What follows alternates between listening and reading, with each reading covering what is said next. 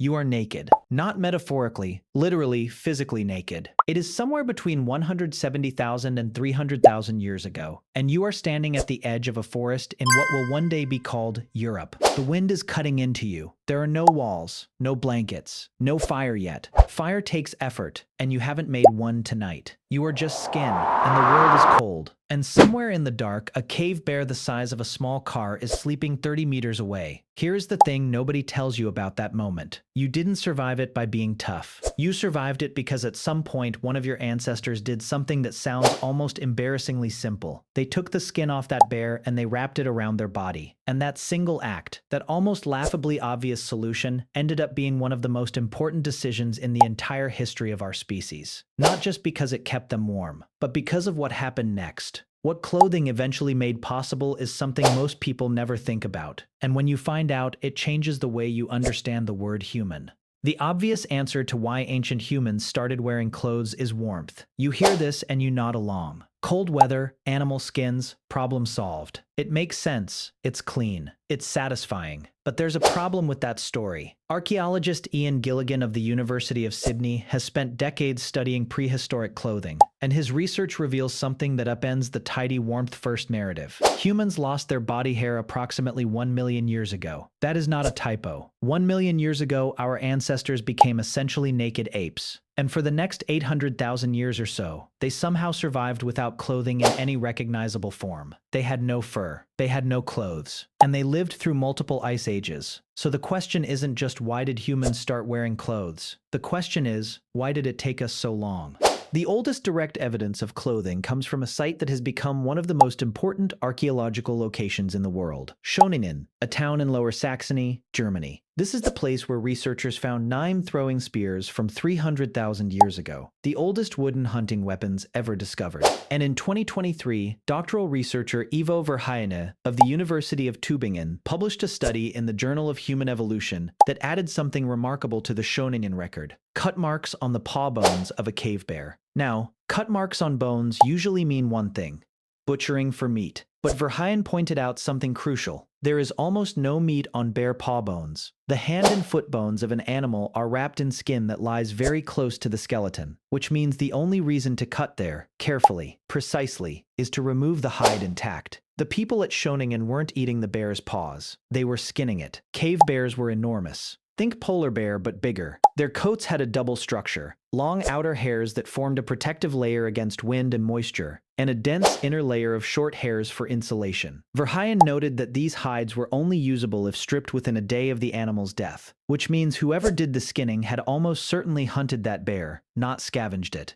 The world's oldest spears and the world's earliest evidence of clothing found at the exact same site. The clothing they made was probably simple: a hide draped over the shoulders, wrapped around the torso, held in place by grip and tension, not tailored, not fitted, more like a living blanket than a jacket. But it worked. And this is where the story gets genuinely strange, because 130,000 years later, the evidence suggests humans were still doing basically the same thing, the same draped hide approach, almost no innovation for over 100,000 years. Then, roughly 170,000 years ago, something shifted, and the evidence for this shift comes from an animal most people have never thought about in this context: lice. Biologist David Reed of the Florida Museum of Natural History studied the DNA of human body lice and compared it to the DNA of head lice. Body lice, unlike head lice, cannot survive without fabric. They live in clothing, not on skin. They die within hours if removed from cloth. So when body lice first diverged genetically from head lice, when they first became a separate population adapted to living in garments, that tells us almost exactly when humans started wearing clothes regularly enough to provide a stable habitat for these parasites. Reed's analysis, published in Molecular Biology and Evolution, put that divergence at approximately 170,000 years ago, 70,000 years before modern humans began migrating out of Africa into colder climates. Reed himself found this surprising. As he told journalists at the time, humans were apparently experimenting with clothing long before they desperately needed it for cold weather survival. The clothing came first. The cold weather migration followed, but here is the part that stops you cold when you think about it carefully. Something happened between 300,000 years ago and 40,000 years ago that wasn't just about staying warm, because at around 40,000 years ago, in a burst of activity that researchers are still trying to fully understand, something transformed the nature of clothing completely. And the object at the center of this transformation is almost insultingly small: a needle. A bone needle, to be precise.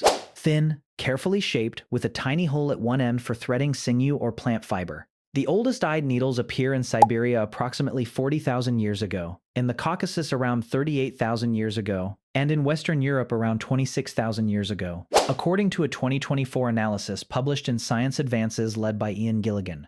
This tiny invention changed everything. Before the eyed needle, clothing was draped. After the eyed needle, clothing was built. You could sew separate pieces together. You could fit a garment to the curves of a specific body. You could create a sealed system, a layer of trapped warm air that a draped hide simply cannot produce. Gilligan's research showed that fitted, sewn clothing doesn't just keep you warmer than a draped skin. It can be up to 5 times more thermally effective per kilogram of material. The same amount of animal hide that kept someone barely alive became enough to survive genuine Arctic conditions. And then, here is the twist that most people miss entirely. When the last ice age ended and the climate warmed again, Gilligan argues that this clothing revolution sparked something that shaped everything about how you live today. As temperatures rose, humans needed lighter, more breathable fabrics. Skins and furs were too hot. They turned to plant fibers. Weaving plant fibers into cloth requires a completely different technology. It requires agriculture to produce fibers reliably and at scale. Gilligan's argument, laid out in his 2019 book Climate, Clothing, and Agriculture in Prehistory, is that the need for woven textile fibers was one of the key pressures driving the invention of farming. Clothing didn't just follow the agricultural revolution. It may have helped cause it. Think about what that actually means. Every piece of clothing you own, every factory that makes it, the entire global textile industry, the very concept of fashion. It traces back to a moment when a human being in Germany pressed a stone blade against the paw of a dead cave bear and started carefully peeling back the skin.